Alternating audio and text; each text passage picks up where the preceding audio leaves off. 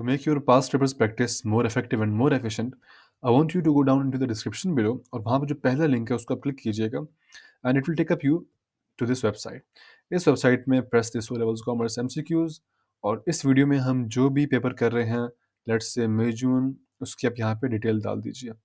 P1 है and here you go.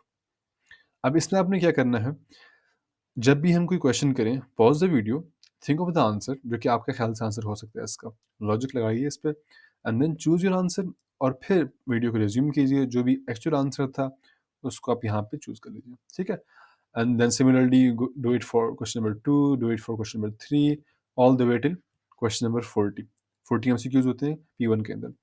And then you can submit your answer और यहाँ पे आपका कैलकुलेटर होके आ जाएगा कि भाई आपने कितने मार्क्स आपको मिले, आपकी कितनी परसेंटेज बनती है और आपका क्या ग्रेड आएगा इस मार्क्स के ऊपर P1 के अंदर, ठीक है। हम ये ओवरऑल ओ लेवल्स कॉमर्स के ग्रेड की बात नहीं कर रहे हैं, हम यहाँ पे सिर्फ एक इंडिविजुअल कंपोनेंट की बात कर रहे हैं। ये ग्रेड किस यानी किस बेसिस के ऊपर हम निकाल रहे हैं, यू कैन वॉच और video O levels commerce grade threshold के नाम से चैनल के ऊपर आपको मिल जाएगी।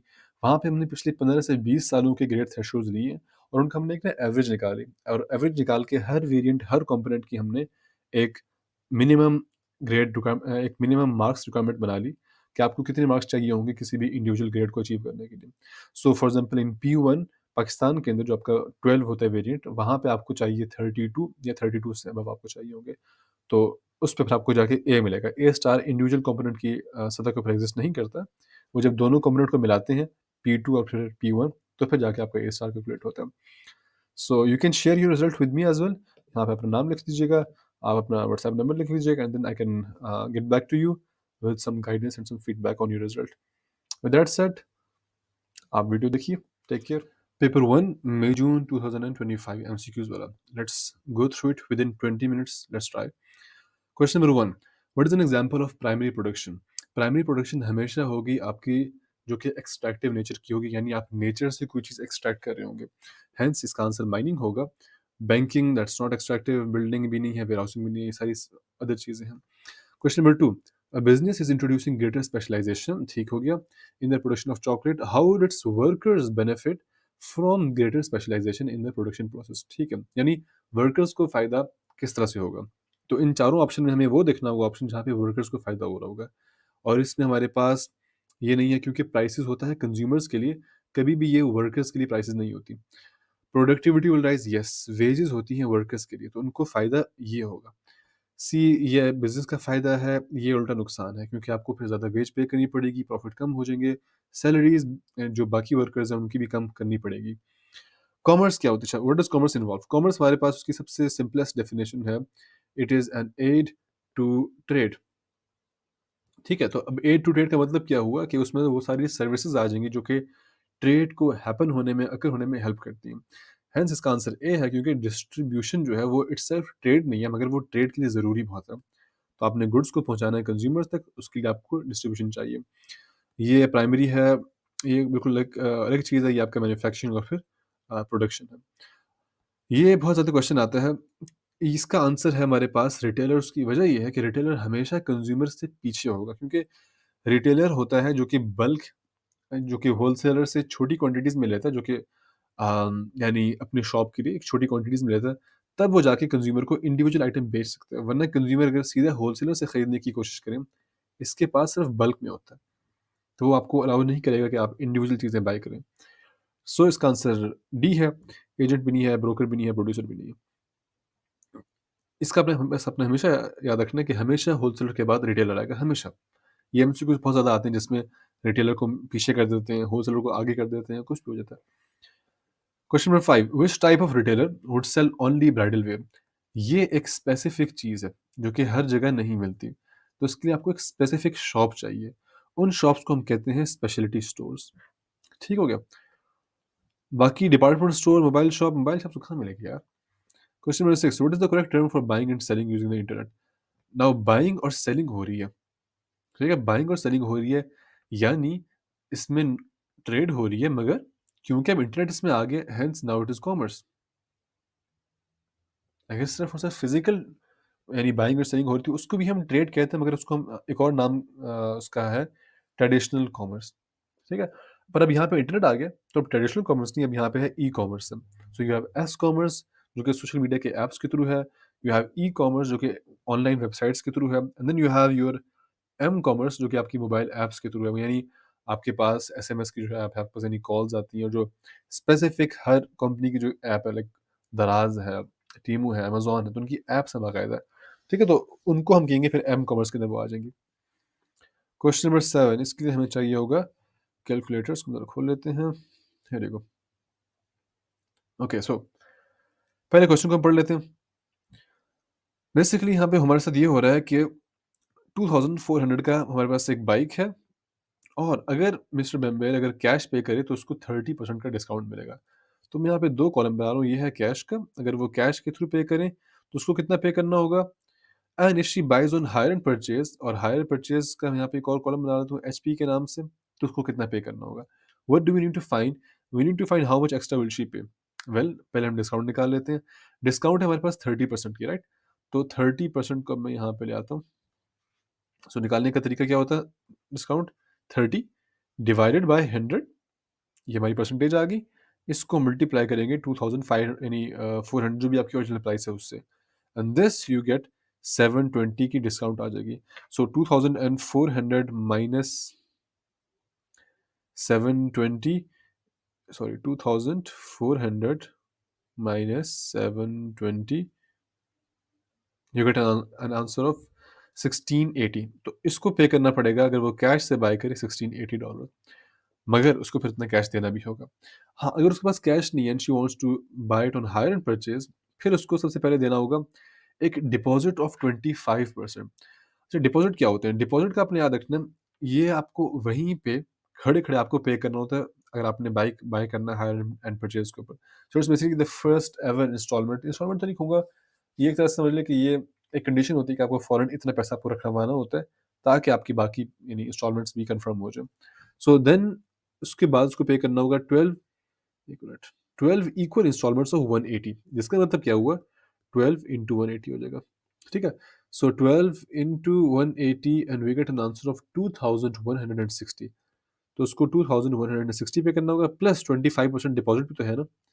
तो 25% हम निकालते हैं डिपॉजिट, 25 डिवाइडेड बाई 100, आंसर आ गया 0.25, मल्टीप्लाई बाय 2400, जो कि आपकी ओरिजिनल प्राइस थी बाइक की। तो 600 बनता है डिपॉजिट, जो कि उसको वहाँ पे खड़े-खड़े पे करना होगा। So 600 plus 2160, you get an answer of 2760। अब हमने फाइंड करना है how much extra will she pay, तो हम डिफरेंस फाइंड करेंगे definitely. So 2760 minus 1680, and the answer is 1080, which is C. That was it. आगे चलते हैं। Which type of credit would a convenience store, convenience store होते हैं जिसको उर्दू में कहते हैं खोखे, या जो छोटी-छोटी दुकानें होती हैं उनको हम कहते हैं कन्वीनियंस स्टोर, जो कि आपकी गली के आखिर में होती हैं, मोहल्ले में होती हैं एंड सो ऑन। तो डेफिनिटली वो इन्फॉर्मल क्रेडिट देंगे ना, यानी इन्फॉर्मल क्रेडिट हम कहते हैं जो कि आप ओरली दे देते हैं, just because the relationship between you and your seller या you and the other person, वो एक इतना अच्छा है कि आपको पता है कि भई ये यहाँ मोहल्ले में रहता है, ये मैं यानी ये मुझे इतने दिन बाद पे यानी इतने दिन बाद या आज ही पे कर देगा, या महीने के आखिर में एंड सो ऑन। तो एक्सटेंडेड क्रेडिट ये अफोर्ड नहीं कर सकते, ये भी अफोर्ड नहीं कर सकते। स्टोर कार्ड डेफिनिटली इन छोटी-छोटी शॉप्स का नहीं होता स्टोर कार्ड सिर्फ होता है हमारे पास ब्रांड्स का।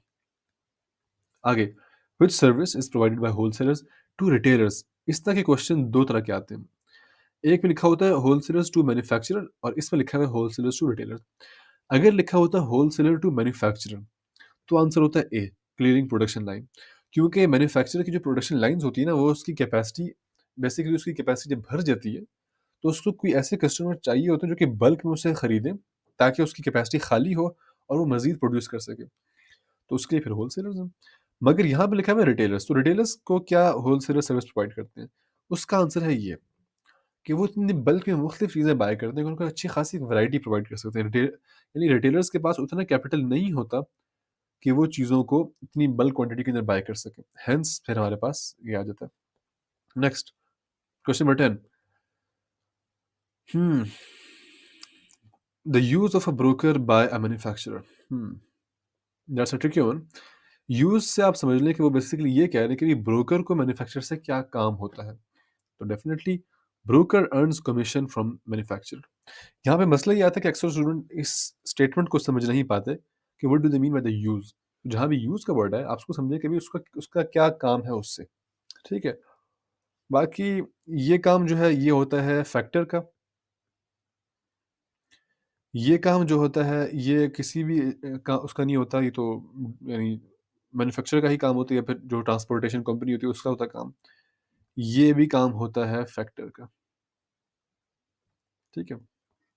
इसकी आप वीडियो देख सकते हैं यूट्यूब चैनल पे, मेरे ख़्याल से यूनिट नंबर 15 में, या यूनिट नंबर रिटेलर के नाम से है, उसमें ये सारी चीज़ें मेंशन्ड है। Okay, so what do the letters E and O, E on an invoice mean? E and O E के बेसिकली मतलब होता है errors and omissions excepted. Excepted का मतलब ए वाला नहीं, ई से ये वाला है एक्सेप्टेड। ठीक है? तो बेसिकली इनवॉइस के अंदर गलती तो हो सकती है ना, कुछ यानी हमने गलत लिख दिया, कुछ प्राइस हमने ऊपर-नीचे कर दिए, तो वो, और कुछ चीज़ हम लिखना भूल गए। तो ये 2 तरह की गलती है। एक तरह की गलती है एरर्स, जो कि हमने ऊपर-नीचे कोई चीज़ कर दी, और ओमिशंस होता है जो कि हमने लिखना भूल गए। तो वो सारी एक्सेप्टेड है, यानी वो इंक्लूडेड नहीं है, वो हमने एक्सेप्ट कर दिया उनको।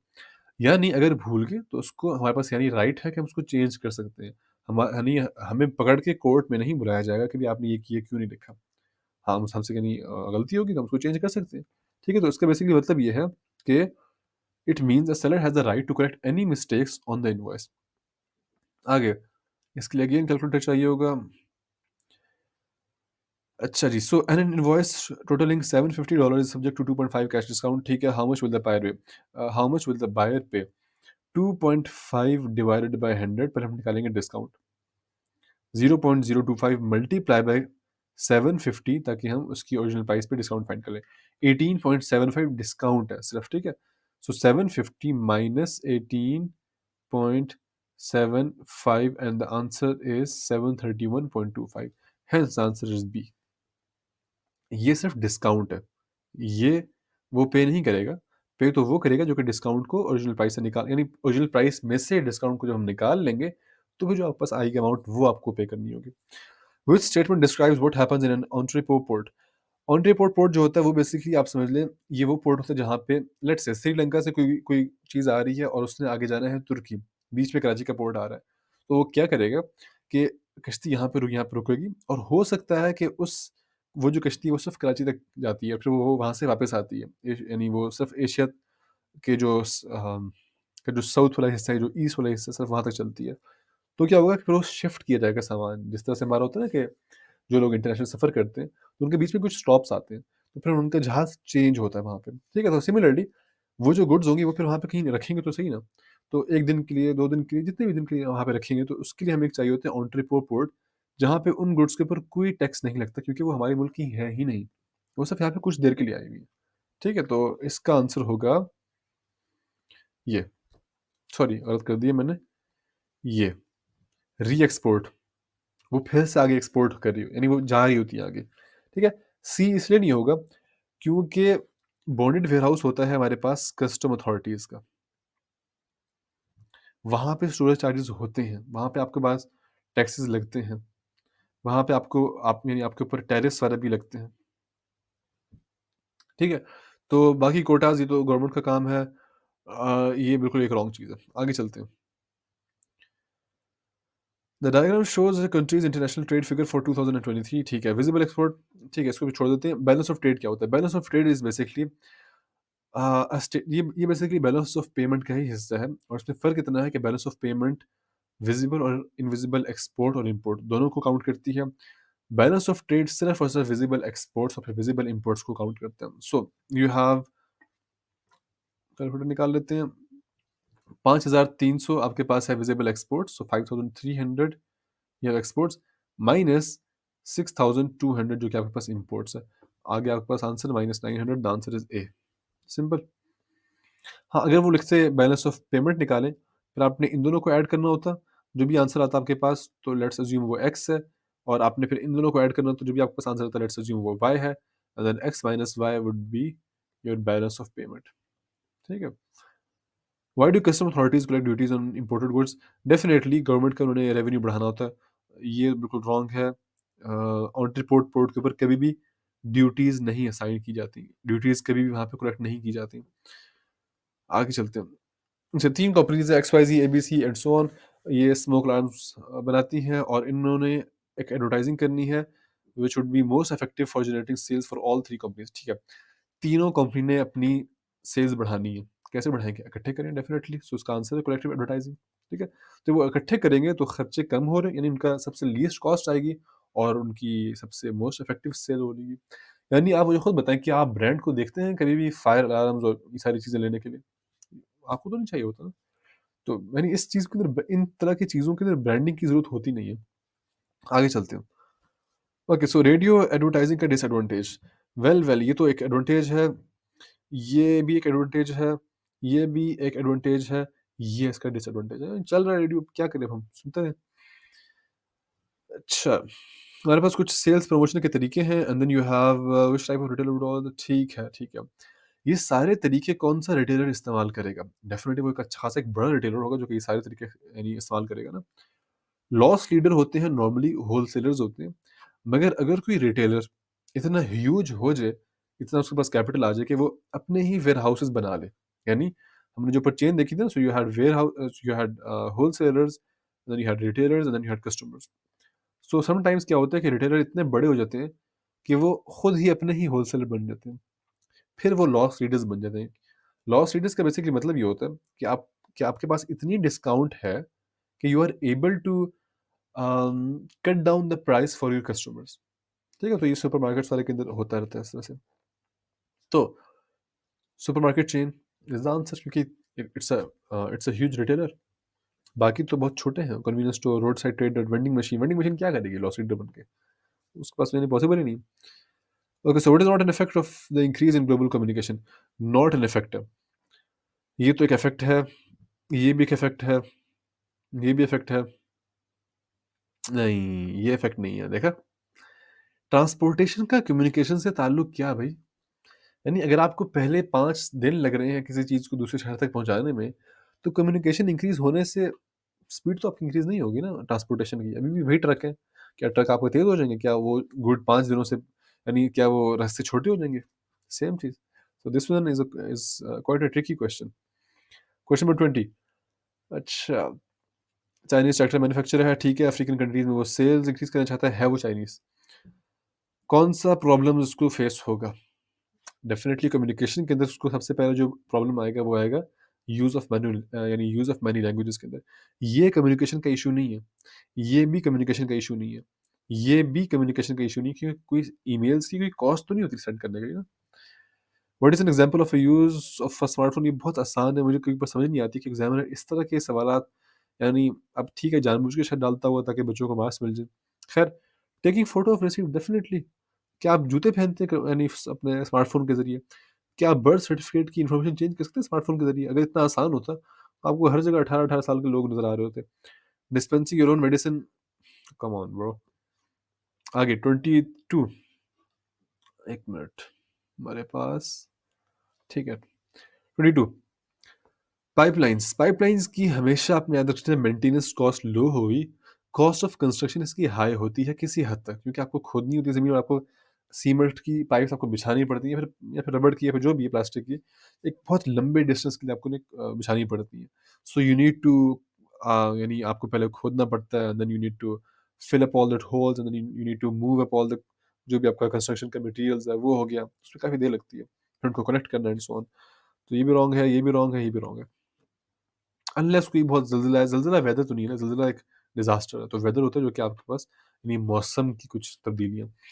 Which type of transport would issue अच्छा, बिल ऑफ lading इसके लिए आप वीडियो हमारी देख सकते हैं, मेरे ख़्याल से यूनिट नंबर 5 है। उर्दू में एक लफ़्ज़ होता है जिसको हम कहते हैं लाद देना। मैंने सामान अपने घोड़े के ऊपर लाद दिया, कश्ती के ऊपर लाद दिया। तो ये सिर्फ़ 2 चीज़ों के ऊपर इस्तेमाल होता है। सामान को किसी जानवर या फिर किसी इंसान के ऊपर लाद देना और सामान को किसी कश्ती के ऊपर लाद देना। So similarly bill of lading, अब मुझे नहीं पता कि ये आपस में लिंक्ड है या नहीं, मगर मैं सिर्फ समझाने के लिए इसको यूज़ कर रहा हूँ, इस मिसाल को मैं यूज़ कर रहा हूँ। So bill of lading this will be used for sea, ये मैंने गलत कर दिया, ये आएगा हमारे पास सी के लिए आएगा, वेरी गुड। ठीक है, रोड के लिए भी नहीं होगा, एयर के लिए भी नहीं होगा और फिर रेल के लिए भी नहीं होगा हमारे पास यहाँ पे। What is N orbital road circling a city called? जो लोग लाहौर में रहते हैं या फिर जो लोग कराची में रहते हैं उनको बहुत अच्छा आइडिया है, उसको हम कहते हैं रिंग रोड। लाहौर की तो बहुत फेमस रिंग रोड है। हाईवे जो होती है वो एक पॉइंट से दूसरे पॉइंट तक जा रही होती है स्ट्रेट। सबवे जो होती है वो अंडरग्राउंड होती है। टोल रोड जो होती है वो बेसिकली सिटीज़ को कनेक्ट कर रही होती है, ठीक है? उसमें यानी वो बेसिकली आपको पे करना पड़ता है। Which product is most likely to be stored blah, blah, blah, blah, blah. अच्छा, वेयरहाउस के अंदर हम स्टोर कर रहे हैं ताकि हम उसकी प्राइस को स्टेबलाइज़ करें, यानी हम इसकी प्राइस को बढ़ाना चाहते हैं या फिर हम उसको गिराना चाहते हैं।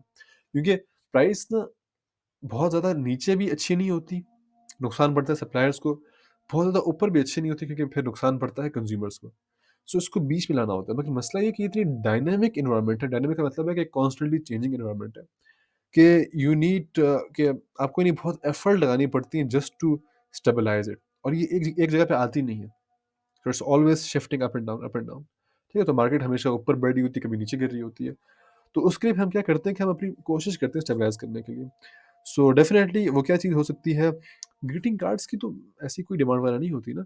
सिमिलरली राइस राइस तो एक स्टेपल फूड है, स्टेपल फूड की तो डिमांड हमेशा आपकी यानी बढ़ती रहेगी, यानी डिमांड तो उसकी हमेशा एग्ज़िस्ट करेगी ना। तो हीटर्स हीटर्स मुमकिन है, मगर अगेन इसमें इश्यू ये है कि हीटर्स हमारे पास इट्स नॉट समथिंग जो कि हम गर्मियों में इस्तेमाल करते हैं, ये सिर्फ़ सर्दियों में आती है, तो सर्दियों में इसकी प्राइस बढ़ती होगी फ़ौरन, तो फिर वेयरहाउस में स्टोर करने का फ़ायदा नहीं है, ठीक है? इसका आंसर बल्कि सी ही बनेगा। उसकी वजह ये है कि राइस जो होता है उसका एक मौसम होता है उगने में, तो उस मौसम में वो उगता है, फिर उसकी हार्वेस्टिंग की यानी की जाती है, उस मौसम में वो अच्छा बिक जाता है। अब जब मार्केट में आ गया तो उसकी प्राइस गिर जाती है, जब प्राइस गिर जाती है तो उसकी प्राइस को उठाने के लिए फिर हम उसको स्टोर करते हैं, ताकि एक आर्टिफ़िशियल डिमांड क्रिएट हो। जब एक आर्टिफ़िशियल डिमांड क्रिएट होती है तो ऑटोमैटिकली फिर लोग ज़्यादा पे करना चाहते हैं टू गेट राइस, तो फिर हम कर देते हैं, ठीक है? हीटर्स और समर क्लोथिंग इसलिए नहीं होगा क्योंकि हीटर्स जो है वो बेसिकली किसी एक स्पेसिफ़िक अरसे के लिए, सर्दियों के लिए सिर्फ़। समर क्लोथिंग भी किसी कुछ स्पेसिफ़िक महीनों के लिए। मगर राइस तो आपका ऑल द ईयर चलता है, विंटर्स हो, समर्स हो, जौन सी भी कंट्री हो वहाँ पे तो राइस चलेगा। Which type of warehouses store अच्छा which type of warehouse store illegally imported goods? That have been confiscated. कौन-सा होगा जिसमें गवर्नमेंट इन्वॉल्व्ड होगी? गवर्नमेंट किसको ये अथॉरिटी देती है कि वो इंपोर्टेड गुड्स को कॉन्फिस्केट करें? Well custom authorities. ठीक है? तो उनका जो वेयरहाउस होता है उसको हम कहते हैं बॉन्डेड वेयरहाउस। सो हमारी is a professional blah, blah, blah, blah, blah, ब्ला, ठीक है। कौन-सा रिस्क इंश्योर्ड कर यानी कौन-सा रिस्क होगा जिसको हम इंश्योर करवा सकते हैं जिससे क्लब और हमारी दोनों इंश्योर्ड हो जाएँगे? ए के अंदर तो सिर्फ़ और सिर्फ़ क्लब को हो रहा है, बी के अंदर सिर्फ़ हाँ, बी के अंदर दोनों को हो रहा है क्योंकि ड्यूरिंग अ गेम है ना, यानी गलती जो है वो बेसिकली यानी इंश्योरेंस कहते हैं किसी रिस्क को उसके यानी कम करने के लिए ना, तो क्लब ने माही को हायर किया है। माही का अपनी टाँग यानी टूटी तो उसको तो इंश्योरेंस मिल गई। मगर क्लब को अपना एक लूज़र कुछ यानी अपना एक प्लेयर सॉरी लूज़र नहीं प्लेयर कुछ हफ्तों के लिए लूज़ हो गया उनसे। यानी कुछ हफ्तों के लिए नहीं आएगा क्योंकि उसकी टाँग तो टूट गई है। तो उसका लॉस, उसका डैमेज पूरा करने के लिए फिर क्लब को भी इंश्योरेंस मिलेगी, ठीक है? तो ये क्योंकि ये एक प्रोफ़ेशनल फुटबॉलर है, ये गली मोहल्ले का कोई क्लब नहीं है। ये तो सिर्फ़ और सिर्फ़ मारी का है, ये सिर्फ़ और सिर्फ़ क्लब का है। Which term is not an insurance principle? अच्छा इसको ज़रा क्लियर कर देते हैं। ये दोनों सेम है। इसका ऑफ़िशियल नाम जो है, जिसका बाकायदा जो नाम सिलेबस में मेंशन्ड है, वो है indemnity. Principle of indemnity basically कहते हैं, आपने let's say this is you, आपने इंश्योरेंस करवाई है कंपनी ए से, कंपनी बी से और फिर कंपनी सी से। इन तीनों से आपने इंश्योरेंस करवा ली है 5-500 की। आपका डैमेज हुआ है 500 का और आपने इन तीनों से वसूल कर लिए पैसे। आपको कितने मिल गए? यू गॉट 1500, तो आपको तो प्रॉफ़िट हो गया। तो लोग फिर उसको एक खेल बना लेंगे यानी इसको एक बिज़नेस बना लेंगे। तो क्या करते हैं ये insurance companies, they have an insurance principal by the name of indemnity, जहाँ पे आपको लीगली दिखाना पड़ता है कि मैंने कितनी लोगों से मैंने अपनी इंश्योरेंस करवाई हुई है। तो फॉर एग्ज़ाम्पल लेट्स से आपने 3-4 से आपने करवाई है, दैट्स फाइन। बट अगर आपका 500 का नुकसान हुआ, तो सारे आपस में डिवाइड करेंगे 500 को, ठीक है? तो इस तरह से फिर लाइक लेट्स से अगर आपको नुकसान हुआ है लेट्स टेक फॉर 300 तक एहसान हो जाए, तो हर कोई आपको 100 पे करेगा। दे वोंट पे यू 300, हर कोई आपको 100 पे करेगा and this collectively will result in 300 जो कि आपको फिर मिल जाएँगे। तो इंश्योरेंस हमेशा होती है लॉस से या डैमेज से पहले वाली सिचुएशन, ये जो आपकी फाइनेंशियल कंडीशन थी उस पर आपको लाने के लिए होती है, ठीक है? प्रॉफ़िट बनाने के लिए नहीं होती। तो इसको रोकने के लिए फिर उन्होंने प्रिंसिपल ऑफ इंडेमनिटी या फिर जिसको हम कम्पेंसेशन कहते हैं, मगर compensation is not the official name. Insurable interest ये हमारे पास बेसिकली ये होता है कि जितना डैमेज हुआ है, सिर्फ उतना ही आपको इंटरेस्ट मिलेगा, ठीक है? जितना आपने इंश्योर्ड करवाया बस। डैमेज बेशक ज़्यादा हो, जितना आपने इंश्योर्ड करवाया उतना ही मिलेगा आपको। It was good faith basically. आपने basically you have to tell the truth कि कितना डैमेज हुआ है, और you have to tell the truth about जो भी वो आपसे पूछें तो ये उसका होता है। तो उसका आंसर है ए है। ये एक इंश्योरेंस प्रिंसिपल नहीं है, ये एक लोकल नेम है, असल इसका नाम है इंडेमनिटी। अच्छा, नेक्स्ट वन बहुत आसान है ये। A business wants to insure stock valued at 60,000, तो उसका स्टॉक है 60,000 का। प्रीमियम की जो उसको प्राइस मिल रही है किसी भी इंश्योरेंस कंपनी से, वो है $1 पर 200। तो हमें देखना होगा कि इस 60,000 के अंदर हमारे पास कितने 200 हैं, ठीक है? तो हम निकालेंगे इसके लिए calculator. You have 60,000 divided by 200, आपके पास 300 200 है। तो बेसिकली आपकी यानी आपको $1 हर 200 के ऊपर आपको पे करना होगा। So you will have to pay 300 into 1 is basically 300। तो उसका आंसर है सी, सिंपल एज़ दैट। आगे, what is an advantage of to a customer of having an online bank account? अच्छा, ऑनलाइन बैंक अकाउंट से आप कभी भी पैसे नहीं निकाल सकते, आप कैश और चेक नहीं कर सकते, कंप्लीट सिक्योरिटी, हैक हो सकते हैं, चोरी हो सकते हैं, चीज़ें हो सकती हैं। तो हाँ, ये इसका फ़ायदा है। 31, Elon wants to blah blah ब्ला, ठीक है। सैटेलाइट नेविगेशन सिस्टम बाय करना चाहता है मगर उसके पास पैसा अवेलेबल नहीं है। तो वो कहाँ से बाय, यानी वो कहाँ से पैसा लेकर आए? वेल डेफिनिटली वो अपना क्रेडिट कार्ड यूज़ करे, यानी डेबिट कार्ड तो आपके बैंक अकाउंट के अंदर जितने पैसे पड़े होते हैं वो वहाँ से खींचता है पैसे। क्रेडिट कार्ड आपके पास पैसे नहीं होते। तो बैंक ने आपको कुछ क्रेडिट्स दिए होते हैं, कुछ आपको पैसे दिए होते हैं, आप वहाँ से फिर पैसे यानी आप पे कर देते हैं, और फिर आप इन्फॉर्म यानी फिर आप इंटरेस्ट के बेसिस के ऊपर फिर आप उसको वापस पे करते हैं। Next, question number 32, which means of payment is in decline as cashless transactions become more popular? Cashless हमारे पास कौन सी हैं? क्रेडिट कार्ड्स हैं, electronic transfers and mobile wallets हैं। वेल, तो उसका आंसर आपके पास आया बी, क्रॉस चेक्स होते हैं जिनके ऊपर इस तरह से एक ना साइन बना होता है क्रॉस का। दिस बेसिकली मीन्स कि you can not use it in your daily transactions. For example, let's say आपने कुछ चीज़ बाय करनी है, आपने आप दुकान पे गए, आप किसी के पास गए, आपने अपना चेक लिखा, आपने कहा ये लो, तो वो एक्सेप्ट नहीं करेगा, क्योंकि ये क्रॉस चेक है, ये सिर्फ और सिर्फ बैंक एक्सेप्ट कर सकता है, और सिर्फ वहाँ पे ये इस्तेमाल किए जा सकते हैं। तो उसका आंसर बी हो गया। 33, which factors will influence a pet shops location? Skilled labour को तो उसकी ज़रूरत नहीं है, सप्लायर्स की इसको यानी ज़रूरत नहीं है, क्योंकि इसकी डेली सेल्स इस तरह से नहीं है कि उसको रोज़ाना या उसको वीकली कुत्ते-बिल्लियाँ चाहिए या जो भी उसको पेट चाहिए। तो इसको फिर किस चीज़ की ज़रूरत है? इसको ज़रूरत है कस्टमर्स की। तो कस्टमर्स हमारे पास कहाँ पर आएँगे? नियरेस्ट टू मार्केट, ठीक है? ज़ू इसलिए नहीं है क्योंकि why would anyone want to buy a pet near zoo, जब वो ऑलरेडी उस ज़ू के अंदर उस पेट को देख सकते हैं, इंटरैक्ट कर सकते हैं, और without even taking care of it. 34, हमारे पास एक बिज़नेस ऑर्गेनाइज़ेशन है और उसका दिखाया हुआ है कि भई गवर्नमेंट मिनिस्टर उस बिज़नेस ऑर्गेनाइज़ेशन का एक बोर्ड ऑफ डायरेक्टर यानी सेलेक्ट करता है, अपॉइंट करता है। वो बोर्ड ऑफ डायरेक्टर उसके डे टू डे ऑपरेशंस यानी उस बिज़नेस के डे टू डे ऑपरेशंस को हैंडल करते हैं, और फिर गवर्नमेंट उनको क्वेश्चन कर सकता है कर सकती है about the performance of the business. Well, यहाँ पे देखें, हर पार्ट में you have a lot of interference of government. तो अब इसमें क्या हो रहा है? इसमें बेसिकली ये है कि भई गवर्नमेंट इसमें इन्वॉल्व्ड है, hence it is public sector company. Public sector company फिर कौन-सी होगी? इस द आंसर इज़ सी। ये एक प्राइवेट सेक्टर कंपनी है, ठीक है? ये आपने याद रखना है, इन दोनों में फ़र्क क्या होता है। इसके लिए आई वुड रिकमेंड यू कि आप वो मेरे ख़्याल से यूनिट नंबर 2 है या फिर यूनिट नंबर 3 की वीडियो है चैनल के ऊपर, उसको आप देख लीजिएगा। तो बस that's it. 35, what is the most likely reason for a person to establish a retail business?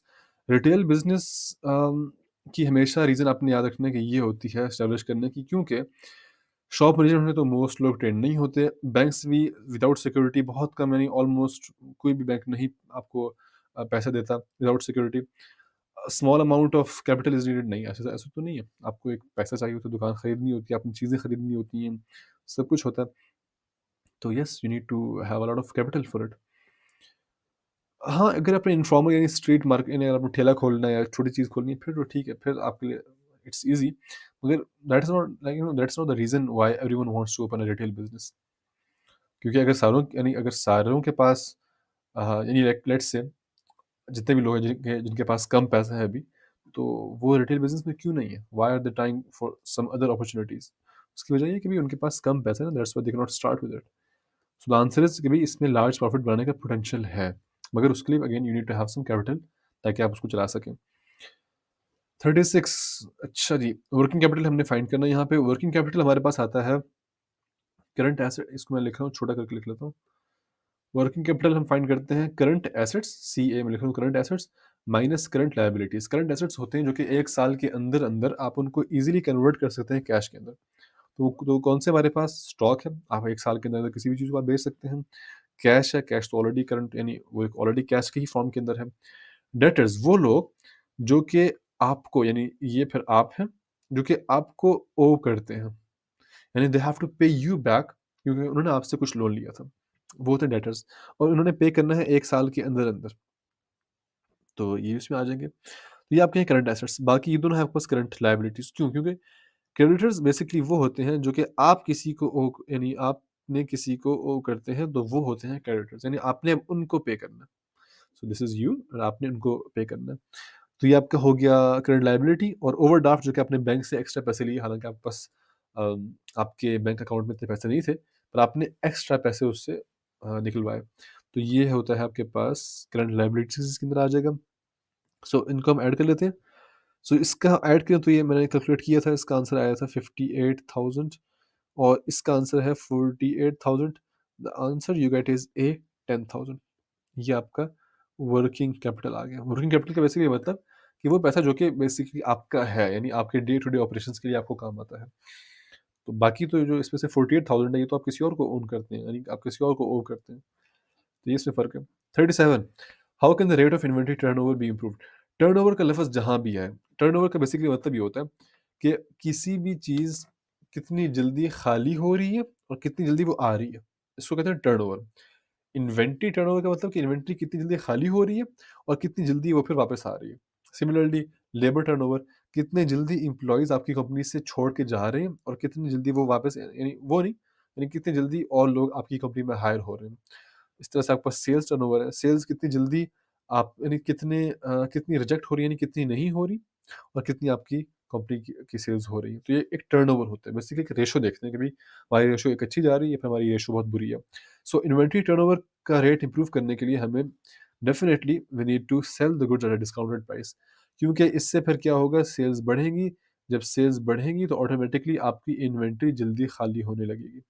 And once this happens automatically आपका इन्वेंटरी का जो टर्नओवर रेट है वो आपका इम्प्रूव हो जाएगा। बाकी तो ये बिल्कुल एक यानी इर्रेलेवेंट चीज़ें हैं। एक्रोनिम पेस्ट, अच्छा पेस्ट बेसिकली हम यूज़ करते हैं किसी भी बिज़नेस के एक्सटर्नल एनवायरनमेंट को, यानी वो सारी चीज़ें जो कि मुझे अफ़ेक्ट कर सकती हैं, उसको एनालाइज़ करने के लिए और फिर उनको एनालाइज़ करके उसकी बेसिस के ऊपर अपने डिसीजंस को फ़ॉर्म करने के लिए। सो पेस्ट क्या होगा? पेस्ट का बेसिकली आंसर है C, political, economical, social and technological factors. यानी ये हमने 4 मेन कैटेगरीज़ बनाई हुई हैं, जिसमें बाहर के सारे असरात यानी जितने भी बाहर फैक्टर्स हैं वो सारे हमारे यानी हमारे ऊपर जो असर कर सकते हैं, हमने उनको 4 कैटेगरीज़ के अंदर डिफ़ाइन किया हुआ है। तो ये होता है यहाँ ट्रेड नहीं होता है, इसमें ना ही इकोलॉजिकल होता है, ना ही इसमें सस्टेनेबल होता है। So the correct answer is this. इसी तरह से एक और होता है जिसको हम कहते हैं SWOT, स्वॉट। स्वॉट एनालिसिस जो होता है उसमें बेसिकली होता है स्ट्रेंथ, ये होता है आपके इंटरनल फैक्टर जो कि आपके बिज़नेस के अंदर के फैक्टर्स हैं, वो आपके बिज़नेस को कैसे इफ़ेक्ट करेंगे, उनको एनालाइज़ करने के लिए फिर हम यूज़ करते हैं स्वॉट। तो S stands for strength, W stands for weaknesses और O stands for opportunities and T stands for threats. खैर इसको फिर हम डिस्कस करेंगे किसी और वीडियो के अंदर, but yep that is it. Question number 39, QR code मैंने चला के देखा था मगर ये ऑन नहीं होती, यानी ये कोई एक्टिवेटेड नहीं है। So QR basically stands for quick response, बहुत आसान है ये। ये एक जनरल नॉलेज का क्वेश्चन है। What is an example of a source of renewable energy? Renewable energy वो होती है जो कि फिर से दोबारा यानी जो कि ख़त्म ना हो, जो कि अब फिर से रिप्लेनिश हो जाए। तो आंसर इज़ विंड डेफिनिटली। बाकी तो यानी ख़त्म होने का इनमें चांसेस है, मगर विंड का फिर ये है कि विंड आती रहती है बार-बार। तो ये था हमारे पास paper 1 May-June 2025 paper 1-2 Pakistani variant. तो हम फिर इंशाल्लाह बाकी वीडियोज़ के अंदर पेपर 1-1 यानी पेपर 11 और पेपर 1-3 हम उसको भी करेंगे ताकि प्रैक्टिस हमारी अच्छी हो जाए। With that said take care, stay blessed. अस्सलाम वालेकुम व रहमतुल्लाहि व बरकातहू।